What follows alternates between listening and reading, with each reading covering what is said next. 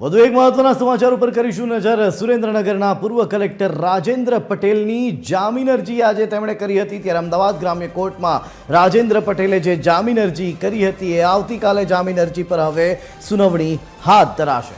ઈડીએ પૂર્વ કલેક્ટર રાજેન્દ્ર પટેલની ધરપકડ કરી હતી। કુલ 1500 કરોડના એને કૌભાંડમાં રાજેન્દ્ર પટેલની ધરપકડ કરવામાં આવી હતી અને તેમણે આજે જામીન અરજી કરી હતી, જેના ઉપર હવે આવતીકાલે સુનાવણી થશે। હાલ સુરેન્દ્રનગરના પૂર્વ કલેક્ટર રાજેન્દ્ર પટેલ જેલમાં છે, ત્યારે આ મામલે વિસ્તારથી વાત કરવા માટે આપણી સાથે જોડાઈ ચૂક્યા છે સંવાદદાતા મૌલિક ઉપાધ્યાય। મૌલિક, તમારી પાસેથી જાણવા માંગીશ કે છેલ્લા ઘણા સમયથી તેઓ જામીનના માટે પ્રયત્નો કરી રહ્યા હતા, આજે જામીન અરજી કરી પણ હવે સુનાવણી આવતીકાલે થશે। શું લાગી રહ્યું છે હવે આ આખા પ્રકરણમાં આગળ શું થશે?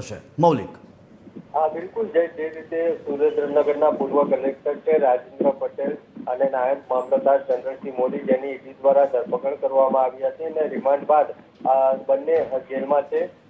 કલેક્ટર સહિતના સરકારી અધિકારીઓ છે તેમની ઉપર આક્ષેપ હતો કે તેઓ જમીન એને કરવા માટે કરોડો રૂપિયા લેતા હતા અને કલેક્ટર રાજેન્દ્ર પટેલ અત્યારે હાલ જેલમાં છે આ સમગ્ર કેસમાં। ત્યારે રાજેન્દ્ર પટેલે અમદાવાદ ગ્રામ્ય કોર્ટમાં જામીન અરજી છે તે દાખલ કરી છે, જેના પર આવતીકાલે સુનાવણી છે તે કોર્ટમાં હાથ ધરવામાં આવશે।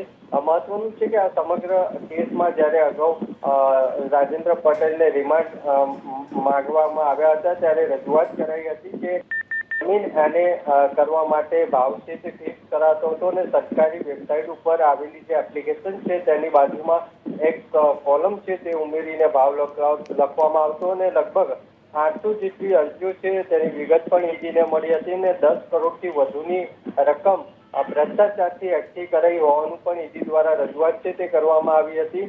ત્યારે આ સમગ્ર પ્રકરણમાં હાલ જે કલેક્ટર છે પૂર્વ કલેક્ટર તેઓ જેલમાં છે, ત્યારે તેમને જામીન મેળવવા માટે ગ્રામ્ય કોર્ટમાં અરજી કરી છે અને આવતીકાલે ગ્રામ્ય કોર્ટમાં આ મામલે છે તે સુનાવણી હાથ ધરવામાં આવશે।